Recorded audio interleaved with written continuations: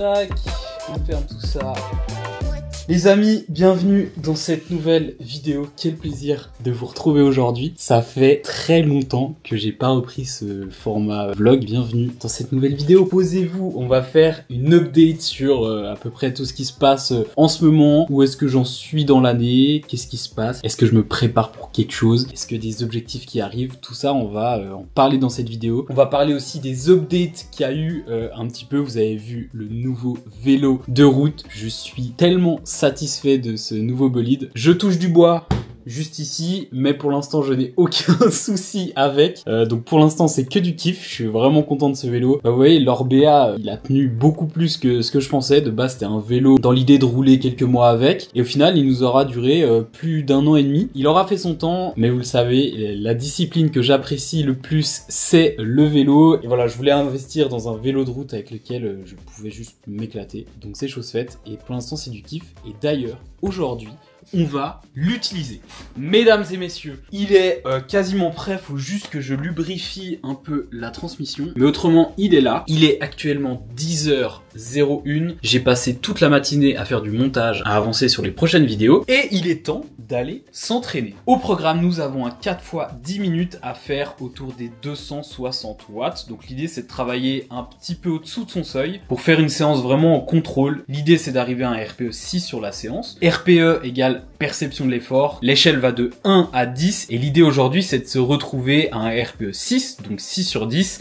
C'est en gros un effort qui est difficile, mais tu termines pas dans le rouge. L'enjeu aujourd'hui de la séance, c'est de tenir vraiment une régularité sur les watts et de rester en dessous d'une certaine intensité. Voilà en gros pour la séance du jour. Et cet après-midi, on a un training natation. J'ai toujours une super coupe de cheveux quand je mets mon casque toute la matinée là. En gros, dans cette vidéo, je vous emmène un petit peu dans ma semaine. On va aller récupérer le vélo contre la montre. Il y a eu beaucoup de changements dessus et tout ça, on en discutera ensemble. Avant qu'on se prépare pour cet entraînement qui s'annonce du feu de Dieu, j'ai trop hâte d'aller rouler. Mettez un petit like, abonnez-vous si c'est pas déjà fait. Évidemment, vous connaissez la chanson. Force à moi, force à vous dans vos objectifs. Et let's go.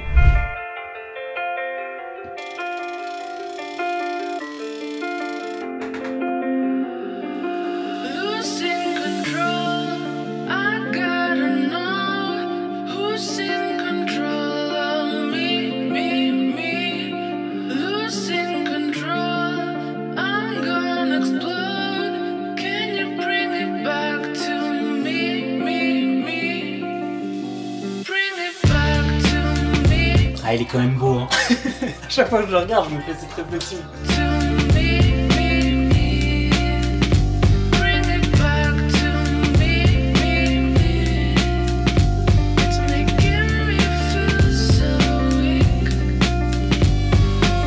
Et cette année, les amis, j'ai pris une résolution. La résolution, elle est là. Elle s'appelle la crème solaire. Non, j'en ai mis partout. Et non. L'année passée, en vrai, j'étais pas assidu avec ça. Je m'en foutais un peu et cette année, je suis un homme changé. Là, avec le soleil, en plus en ce moment, comment ça tabasse de fou, je fais l'effort à chaque fois de me mettre de la crème. Bah, j'essaie de me protéger et je pense que c'est bien. Parce que ouais, l'année passée... j'étais pas ouf là-dessus, j'avoue tout. Et si je veux faire du bien à ma petite peau, eh ben on va en prendre soin, comme le reste, j'ai envie de dire. Et je vous invite à faire de même, évidemment. On n'oublie pas les petites jambes, les petits mollets qui vont griller au soleil, là. Et aujourd'hui, on va travailler avec un outil que j'utilise depuis pas mal de semaines maintenant. Donc je suis un peu en phase de test.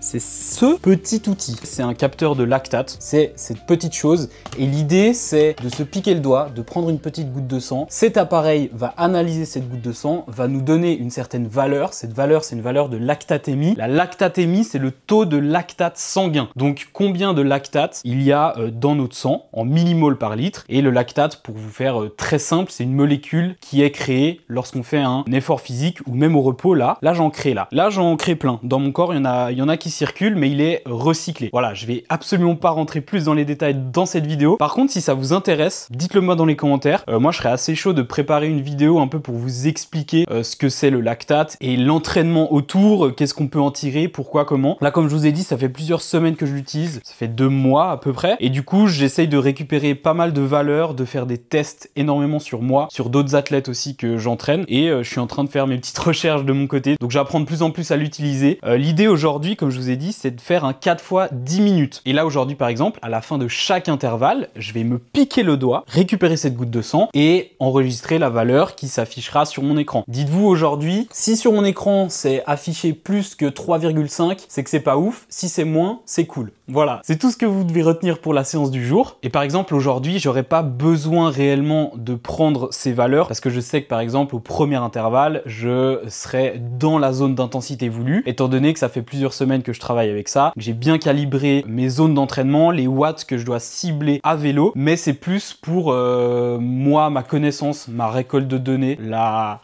science, si on peut appeler ça. Voilà, c'est plus pour ma curiosité. J'essaye de récolter le maximum de données, de les centraliser et ensuite de les analyser de mon côté parce que c'est quelque chose qui m'intéresse énormément. Et cette année, j'ai voulu apprendre à utiliser cet outil. Donc voilà, je fais mon petit chemin de mon côté. Donc c'est pas mal, le modèle que j'ai acheté, il arrive dans cette petite boîte. Ce qui fait que c'est relativement simple à transporter. Je le mets dans ma petite poche arrière là. Après, niveau logistique, c'est... Enfin, vous verrez dans la séance d'aujourd'hui. C'est pas le truc le plus facile à mettre en place. À la fin de ton intervalle, tu descends de ton vélo, tu dois le poser, tu dois être en sécurité au bord de la route, tu dois sortir ton truc, te piquer. Bref, c'est un petit bordel. C'est un beau chantier, mais comme je vous ai dit, on va pas rentrer dans les détails. Je vais vous montrer le petit écran. Vous vous rappelez de ce que je vous ai dit au niveau de la valeur qui sera affichée sur l'écran? Je vous laisse 3 secondes de réflexion. 1, 2,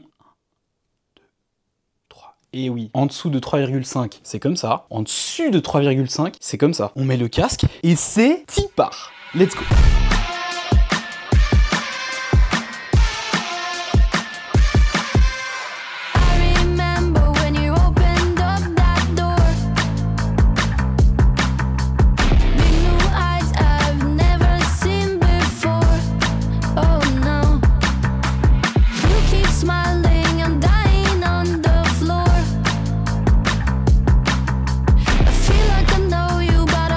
Bon, on part sur une trentaine de minutes d'échauffement à peu près et ensuite on lancera les 4 fois 10 minutes à 260 watts. Et là il est 10h30, il fait déjà bien chaud. Le soleil est sorti en ce moment, vraiment on se fait allumer. Je sais pas comment c'est de votre côté, mais purée, il fait vraiment hyper chaud. Et vous connaissez mon amour pour la chaleur, et bah je peux vous dire que je souffre un peu en ce moment. Mais malgré tout, et là je mets un mais, j'ai l'impression que ça va quand même mieux que par exemple l'année passée. L'année passée, les chaleurs, j'ai l'impression que je les subissais plus. Voilà, on verra comment ça va se passer cet été. Hein. Allez, on termine cet échauffement comme il faut. Quelques accélérations et ensuite on lance la séance.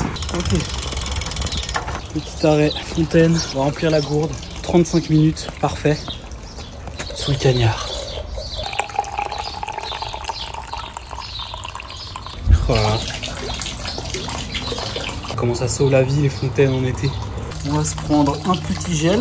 Aujourd'hui, je vous ai pas dit, mais on sera à 50 grammes de glucides.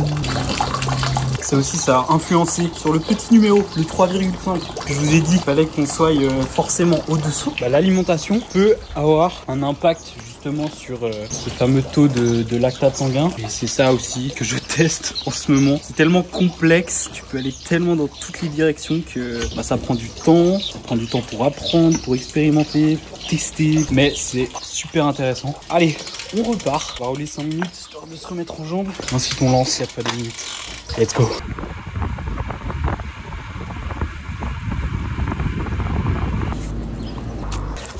Là, c'est le moment où on se dépêche. Là, vous voyez, je me pique le doigt pour récupérer du sang. Prends une petite languette. Ça, là, on fait attention pas que ce soit contaminé par de la transpiration, parce que sinon, ça peut fausser les valeurs qu'on obtient. On essaye de faire attention. Et là, on attend 15 secondes et on aura notre fameuse valeur. Si vous vous rappelez bien, attention, en dessous de 3,5, est-ce que c'est bien? Normalement, oui. 3,3, on est parfaitement dans la zone voulue. Ok, c'est intéressant. Je vous cache pas qu'au niveau des jambes, c'était assez dur, peut-être un RPE un peu plus élevé. Et souvent sur des séances de seuil comme ça, la première intervalle, elle me fait un peu cet effet où ouais, c'est un petit peu plus dur à se mettre en route. Et généralement, celle d'après, elle se passe mieux. L'idée, c'est de prendre 2 minutes 30 de repos entre les intervalles. On est pas mal. On monte sur le vélo. On fait à 30 secondes et c'est reparti. Allez, focus. Ouais, pas des jambes de fou furieux aujourd'hui. Hein. Est-ce que la goutte est toujours là? Ou est-ce que je dois repiquer? Elle a l'air d'être là. Hein. Verdict. 3,7, un poil en dessus, et ça correspond pas mal avec le ressenti que j'ai, dans le sens où j'ai l'impression que je pousse un poil trop, et surtout sur des intervalles de 10 minutes, à la fin, tu sens que t'en mets un petit peu, tu sens que ça commence à chauffer dans les jambes. Allez, on repart. L'idée là, c'est de bien rester à 260 watts et de clairement pas aller au-dessus, parce que là on voit qu'on est un petit peu au-dessus de la valeur. J'ai pas des jambes de malade aujourd'hui, mais j'ai pas des jambes nulles non plus. C'est ok, c'est ok moins on va dire. Allez, on repart. Il fait chaud. Cette valeur, j'ai hâte de la voir.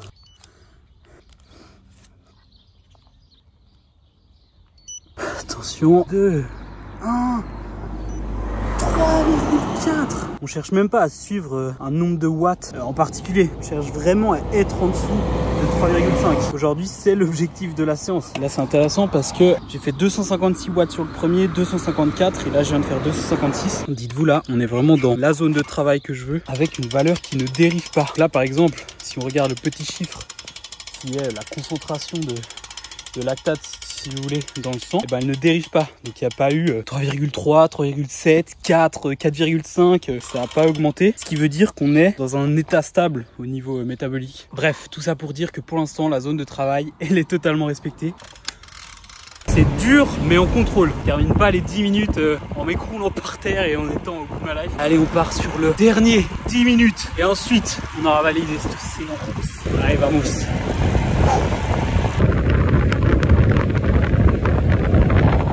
Dernière prise.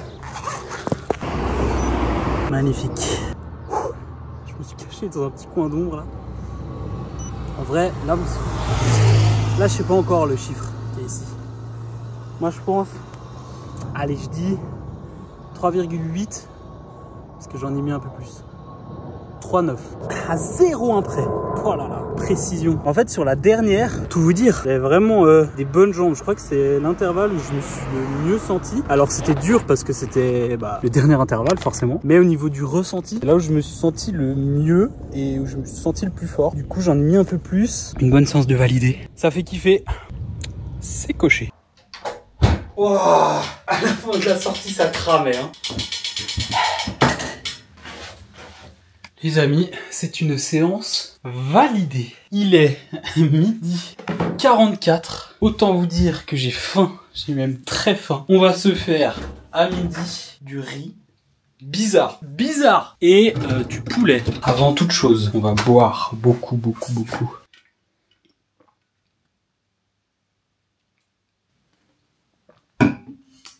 Magnifique. Par ces temps chauds, vraiment, hydratation au max, si possible le plus fractionné, et électrolytes aussi, la perte en minéraux quand il y a des temps chauds comme ça, au quotidien, surtout pour le sportif, c'est vraiment énorme, et je pense que c'est un peu sous-estimé de manière générale. N'hésitez pas, dans votre boisson d'effort, ou même après l'effort, à ajouter des électrolytes. Ça optimise la récupération, et ça nous permet d'enchaîner un peu mieux les entraînements.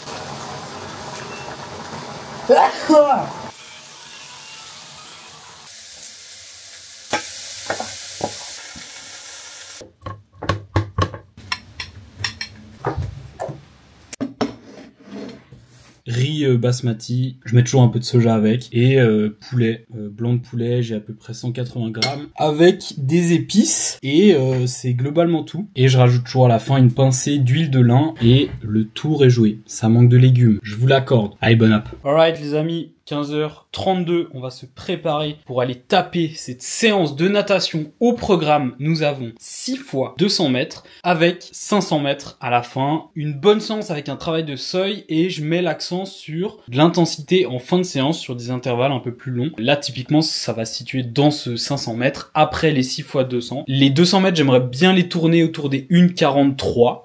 Ça serait stylé. Une 41, une 43. Je vais préparer mes affaires en même temps, comme ça c'est fait. Comme ça on fait deux choses utiles. Pour vous contextualiser un peu la natation, comment ça se passe en ce moment, eh bien je nage pas beaucoup. Par contre, j'ai eu un énorme déclic au mois de février à peu près. Ouais, fin février, début mars, où j'ai eu un espèce de déclic technique au niveau de mon gainage dans l'eau et de ma propulsion. Et du coup, ça compense un peu le fait que je m'entraîne moins. Là, dites-vous, je suis entre un entraînement et 2 entraînements de natation par semaine. Et c'est vraiment un choix. L'année passée, j'ai beaucoup nagé et je pense que j'ai trop nagé. J'en avais juste marre de trop nager. Et là, c'est un peu l'inverse. J'ai eu une overdose de nage. Je sais que je traverse en ce moment une phase où j'ai moins envie de nager et j'essaie de me dire que c'est ok. J'essaie d'accepter cette phase-là et de m'écouter et pas me forcer à me dire mec, tu veux progresser, tu vas nager, tu te tais. Non, non, non. J'essaye de faire un petit peu différemment et je vous avoue que c'est un peu nouveau pour moi cette manière de penser. Et du coup, j'essaie de construire un peu autour de ça et c'est pour ça qu'en ce moment, je suis plus à 2 séances par semaine. J'essaie de garder ce minimum de 2 séances. Et dans cette structure des 2 séances, j'ai une séance semi-structurée, on va dire, où le travail est technique et à basse intensité,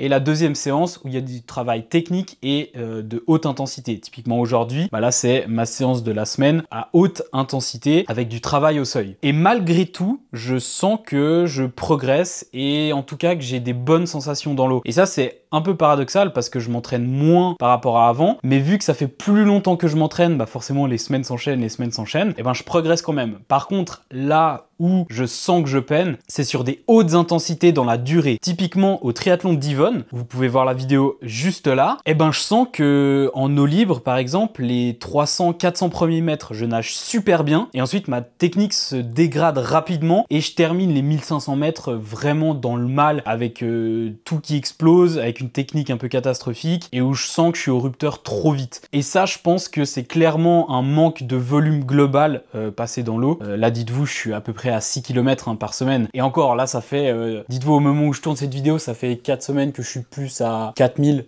5000 mètres. Donc voilà, c'est vraiment pas énorme. Et je le sens sur des longs entraînements ou alors sur des intervalles plus longs. C'est un peu la contrepartie du coup. Mais d'un autre côté, je reprends du plaisir à nager. Genre là, j'ai du plaisir à aller taper des 3000 mètres, des 3500. Et comme je vous ai dit, techniquement, j'ai vraiment eu un déclic. Là, je fais des séries à basse intensité en 1,47, 1,49 au 100 mètres, vraiment facilement. Et je trouve que j'ai passé un cap au niveau de mon gainage et de l'alignement dans l'eau et au niveau de ma phase de propulsion. Donc j'arrive plus à aller chercher en haut, à vraiment garder un peu ce coude haut pour venir chercher le plus d'eau possible et de venir l'éjecter derrière moi pour me propulser vers l'avant. Et ça, j'arrive plus à le faire. Vraiment aller chercher loin, prendre de l'eau et la chasser derrière. Ça, j'arrive de mieux en mieux et c'est vraiment cool. Donc je pense que là, ce qui est assez intéressant, c'est que j'ai une direction et je sais que si je veux m'améliorer, il faut que je nage plus. Au niveau technique, je pense que j'ai atteint un niveau assez correct. Il n'est pas catastrophique, il est loin d'être bon, clairement,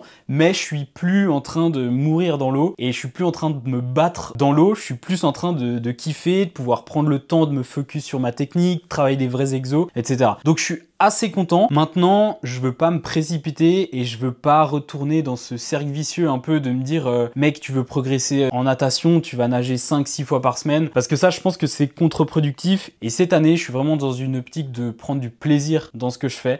En ce moment, c'est un petit peu compliqué parce que j'ai des petites douleurs aux genoux qui reviennent. Ça, on en reparlera, mais voilà, ça part, ça revient. C'est quelque chose qui traîne depuis des années et qui est assez compliqué à gérer pour moi, mais j'arrive quand même à m'entraîner. Et là, post-Ironman, j'ai eu une grosse remise en question de ce que je voulais faire. Et cette année, j'ai envie de me concentrer sur le fait de prendre du plaisir. Par exemple, en ce moment, j'ai plus envie de rouler à vélo. J'adapte ma programmation au fait que je veux plus rouler à vélo. Et forcément, il y a des compromis à faire à droite à gauche. Mais là, je sens de plus en plus que justement cette phase un peu semi-structurée, de programmation semi-structurée, qui est super intéressante, je trouve, dans certains contextes, petit à petit en train de passer. Et là, je suis un peu dans une phase de transition où je me remets petit à petit à avoir un cadre vraiment structuré, à avoir une programmation qui est structurée. Dites-vous, en ce moment, je suis autour des 15 heures. La plus grosse semaine que j'ai faite, je crois que c'était 16h30 à peu près. Donc voilà, globalement, je suis autour des 15 heures. Cet été, ça risque d'augmenter un petit peu et on verra où est-ce que je peux aller. Maintenant, là, à l'heure actuelle, je veux reprendre du plaisir dans la pratique. Je veux reprendre du plaisir dans la course à pied, du plaisir dans le vélo. Le plaisir dans le vélo, il est déjà là. Est-ce qu'il est déjà parti ?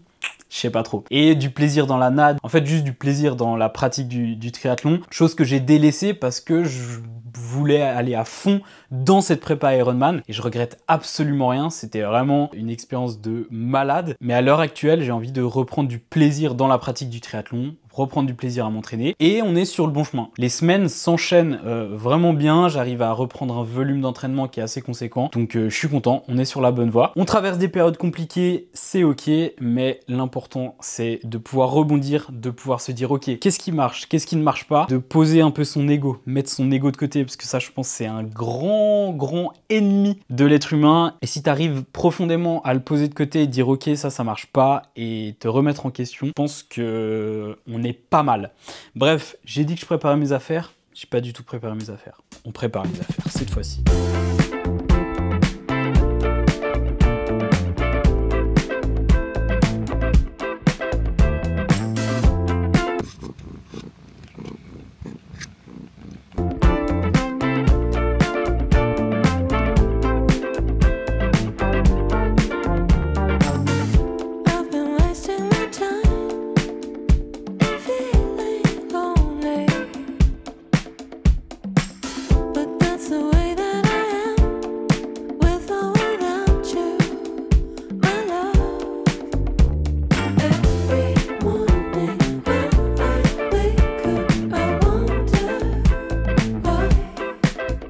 Allez, vamos.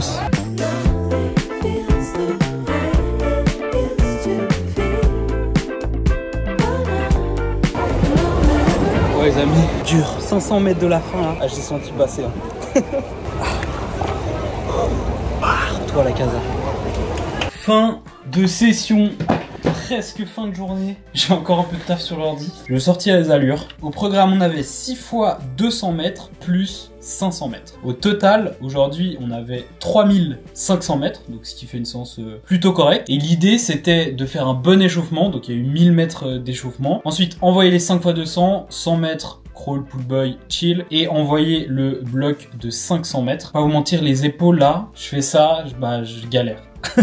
En gros, comme prévu, le 500 mètres était vraiment dur. Après, c'est normal dans le sens où il y a forcément de la fatigue qui s'accumule, mais selon moi, ce seuil de fatigue un peu, il est trop bas. Je galère trop vite dans l'eau. Donc c'est typiquement ce genre de séance qui va m'aider à tenir des intensités assez hautes dans la durée, et c'est ce qui va m'aider à terminer des parties de natation sur des triathlons de manière propre, encore plus en distance olympique et en distance half. Le premier 200 mètres, une classique, je suis parti trop vite. Je le nage en 1,38 au 100. Ensuite, 1,40, 1,40, 1,40, 1,39 et 1,41. Donc ça fait à peu près une moyenne de 1,40 au 100 sur les 200 mètres. Très content des allures que je tiens. Je pensais plus pouvoir les tourner en 1,42 au 100. Donc après le premier 200 mètres, je me suis dit, calme-toi, là t'as fait une petite bêtise, maintenant tu chill. Et au final, j'ai quand même réussi à maintenir ce 1,40 au 100, donc vraiment satisfait. Entre les 200 mètres, il y avait 35 secondes de repos. Et on a eu le 500 mètres tourné en 8 minutes 40, donc 1,43 au 100 mètres. Correct, dans le sens où voilà, ça reste 500 mètres après un gros bloc de 6 fois 200 mètres, donc c'est ok, mais c'est plus dans l'idée que j'étais vraiment dans le dur et je sentais que techniquement c'était nimp. Je sortais plus l'épaule de l'eau, j'arrivais plus à chercher loin, mon coude il restait pas du tout en haut, il coulait très vite pour récupérer l'eau, donc c'était pas le plus optimal, c'était pas le plus joli. Il y a quand même une allure qui est tenue à 1,43 au 100 sur ce bloc, quand même assez content. C'est vraiment ce genre de séance qui me manquait ces derniers mois. Les séances où tu te mets dans le dur et où quand tu le termines, t'es là, waouh, je me suis poussé aujourd'hui, je suis vraiment allé au bout. Ça, c'est un truc qui me manquait vraiment et je recommence justement de plus en plus à avoir cette envie de me pousser à l'entraînement, d'aller un petit peu plus loin. Salut le chat. D'aller plus loin, de me faire mal et de continuer à progresser tout en prenant du plaisir dans la pratique. Avant, mentalement, en fait, c'était juste pas possible. J'avais pas les ressources psychologiques pour me dire, fais-toi mal sur cette séance parce qu'aujourd'hui, tu dois te faire mal. Et ça revient. Je pense que c'est clairement positif. On avance dans la bonne direction. Oui, je suis en retard et je suis pas du tout au top de ma forme, mais l'important c'est voilà de regarder un peu ce qui s'est passé, d'analyser pourquoi et surtout regarder devant soi. Si on commence à se lamenter sur ce qui vient de se passer, on peut le faire dans une certaine mesure, mais je pense qu'il y a un moment donné où il faut saisir un peu l'opportunité de se dire il y a un coup de pied au cul qui doit être mis et il y et à un moment donné on doit se le mettre et ça va pas plus loin. Je vais vous prendre un exemple tout bête. Ce matin, je voulais prendre la caméra et au final, quand j'allais commencer à vous parler, je me suis dit non mais ça fait tellement de semaines et si t'arrives plus à parler et si blabla et si t'y arrives pas et si c'est nul et si ça rend bien. Et au final, je me suis dit mec, fais-le et tu verras. Si tu kiffes pas, tu stops et si tu kiffes, tant mieux. Mais il y a eu ce truc où j'aurais pu me dire ouais non t'as raison, fais-le pas. Et je pense que dans certains moments il faut s'écouter en disant ok fais-le pas, tu te sens pas, mais il y en a d'autres où selon moi tu dois avoir ce truc de tu te tais et tu le fais et c'est tout. Et quand on parle de discipline, je considère ça comme de la bonne discipline, de la discipline tout le temps, ça rime à rien et c'est contre-productif. Mais de la discipline placée au bon moment, c'est là où vous allez faire la différence. C'est pas du tout facile parce que ça demande de se connaître, ça demande aussi d'avoir du courage à se dire ok bah go et tu te poses aucune question. Mais voilà, il y a certains moments où c'est nécessaire et au final ben je termine ma journée et je suis content parce que j'ai pu partager des choses avec vous, j'ai pu vous parler un peu de ma situation actuelle. Finalement on valide cette grosse journée de taf, on valide 2 entraînements, je suis content de partager tout ça avec vous. Ça je me rends compte que ça change clairement pas. Merci vraiment pour la force que vous m'envoyez, même sur la vidéo où j'expliquais un peu ce qui s'est passé cet hiver, où il y a une grosse remise en question. Ben vous avez répondu clairement présent et j'ai reçu des messages adorables. Donc merci encore à tout ça, vous êtes juste des boss absolus. Mais ça vous l'avez déjà prouvé, donc vous avez plus rien à prouver.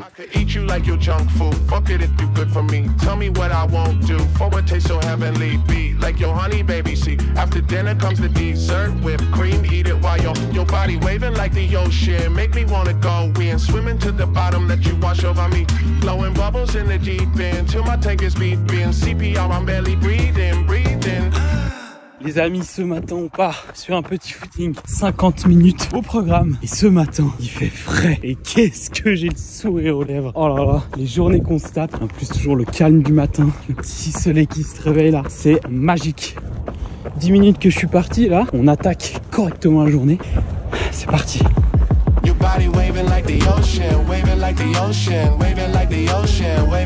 On est à 25 minutes de footing. Là je suis en train de courir sur une partie avec des petits gravats, petits sentiers. Ça je vous conseille vraiment de le faire. Encore plus quand vous êtes en reprise ou que vous revenez de blessure, de varier les terrains. Un peu dénivelé, positif ou négatif, assez léger. Varier les terrains aussi qui se déroulent sous le pied. Pas que faire du bitume. C'est super intéressant de passer dans des sentiers, passer dans un peu de terre. Ça change un peu l'impact au sol, ça change les sensations que vous avez sous le pied. Ça peut soulager aussi vos articulations et juste créer des adaptations un peu différentes que uniquement courir sur un type de terrain toute l'année. Ça c'est un truc que je faisais pas forcément avant. J'essaie de faire de plus en plus, surtout dans les footings où le but c'est de courir à un effort qui est très facile. À mes athlètes, je les donne tout le temps un RPE 2 à respecter. Donc 2 sur 10 c'est un effort qui doit être vraiment très facile. C'est dans ce genre aussi de séance qu'on peut profiter de monter un peu plus, descendre un peu plus, aller se balader, varier les petits plaisirs.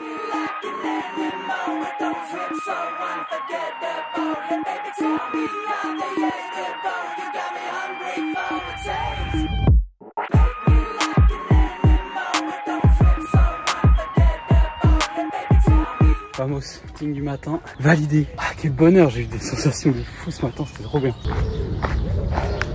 Première chose que je fais le matin, je me prends mon petit shaker de whey avant de prendre le vrai petit déj. Ça me permet d'avoir 30 grammes au moins de prot d'un coup.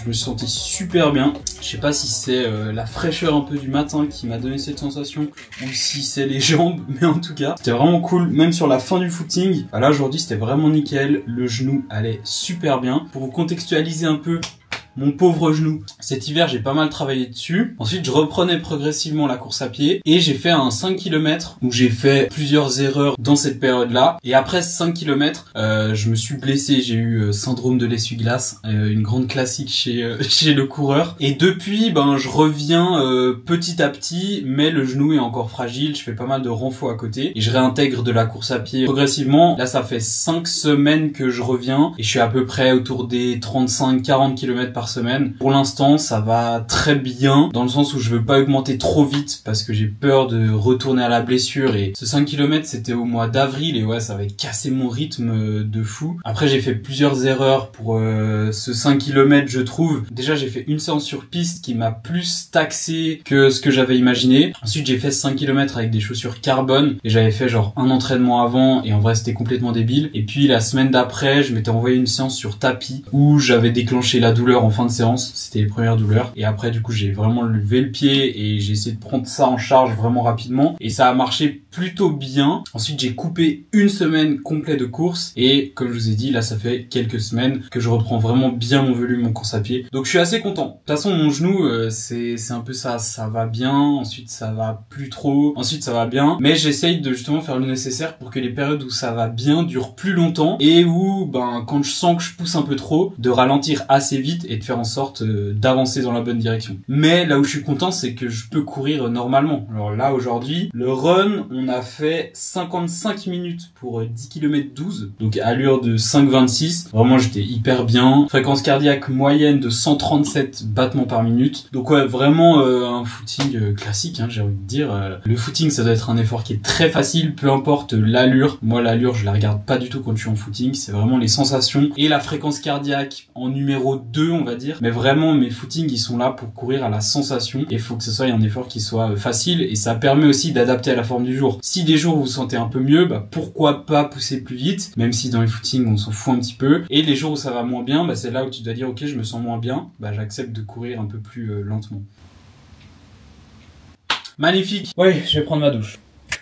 Oh, ça marche bien ce truc. Je devrais faire ça plus souvent. On se prépare le petit déj. On va se faire un peu de muesli avec du skyr et une banane. Combo gagnant.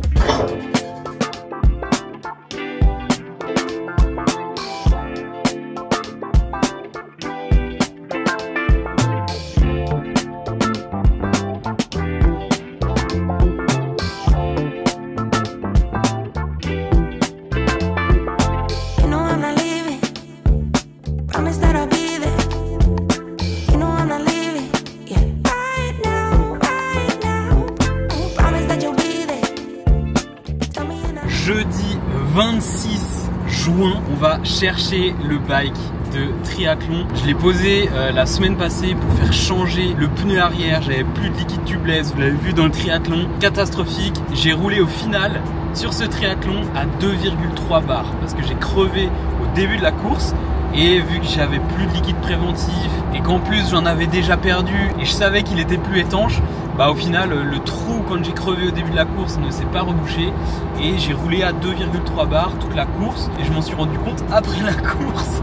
Donc vraiment pas top. Bref, j'avais 2-3 modifs à faire. La valve aussi, la longueur de la valve, je voulais qu'elle soit plus grande. Donc je l'ai déposé pour qu'il se fasse bichonner et aujourd'hui on va le récupérer.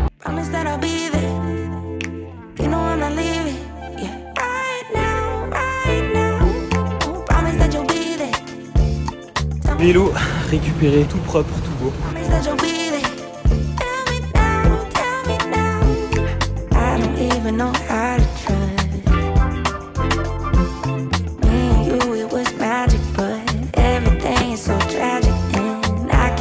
Le pneu arrière a été changé, il y a eu du resserrage de quelques vis et vous êtes sûrement en train de vous dire qu'est-ce que c'est que cette chose? Pourquoi ma roue arrière elle est pleine là? Qu'est-ce que c'est? Ça fait partie des upgrades que j'ai fait sur ce vélo, mais on en parle dans la vidéo de la semaine prochaine. On va parler de toute la partie vélo, de toutes les updates un peu qu'il y a eu sur ce bike parce qu'il y en a eu pas mal depuis l'Ironman. N'oubliez pas de vous abonner et mettre le petit like. Prenez soin de vous et à la semaine prochaine les amis.